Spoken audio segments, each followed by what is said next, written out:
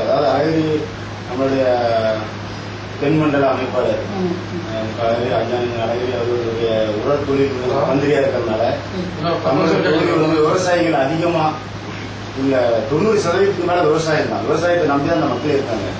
அதில் அவர் உடற்தொழில் மந்திரியா இருக்கிறதுனால நிறைய விவசாயிகளுக்கு உண்டான மானியங்கள் அவரோட வாங்கணும். அவர் மூலியமாக அவருடைய ஆலோசனை பெற்று தொழில் வளர்ச்சிக்கு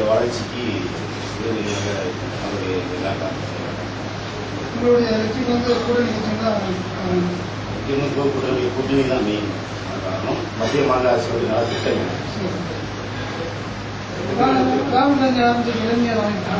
யூத் காங்கிரஸ் 1967 பிறகு பெருந்தலைவர் காமராஜருடைய ஆட்சி காலத்துக்கு பிறகு தமிழகத்தில் 42 ஆண்டுகளாக இந்திய தேசிய காங்கிரஸ் கட்சி ஆட்சியில் இல்லை.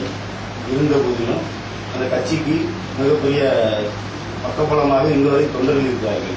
5 ஆண்டு காலம் ஒரு திராவிட கட்சி ஆட்சிக்கு இல்லை என்றால் மாற்று கட்சிக்கு மாறிதான் தொண்டர்கள்.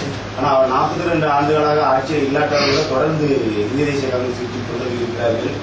அகில இந்திய காங்கிரஸ் கட்சியினுடைய பொதுச் செயலாளர் ராகுல் காந்தி அவர்கள் தமிழகத்தில் ஆட்சி அமைக்க வேண்டும், இந்திய தேசிய காங்கிரஸ் கட்சி ஆட்சியை பிடிக்க வேண்டும் என்கிற நோக்கோடு இளைஞர் காங்கிரஸை பலப்படுத்துவதற்காக அதிகமான உறுப்பினர்களை சேர்ப்பு படிவம் கொடுத்து சேர்ப்பு நடந்து கொண்டிருக்கின்றது. அதில் மாணவ மாணவிகள் அதே போன்று எஸ்சிஎஸ்டி பிரிவை சேர்ந்தவர்களும் நாங்கள் எதிர்பார்த்ததை விட அதிகம் சேர்ந்திருக்கிறாங்க. அது அன்னை சோனியா காந்தி அவர்களையும் அகில இந்திய காங்கிரஸ் கட்சியுடைய பொதுச் செயலாளர் ராகுல் காந்தி அவர்களையும் ஏற்றுக்கொண்டவர்கள் யாராக இருந்தாலும் முழு மனதோடு வரவேற்போம்.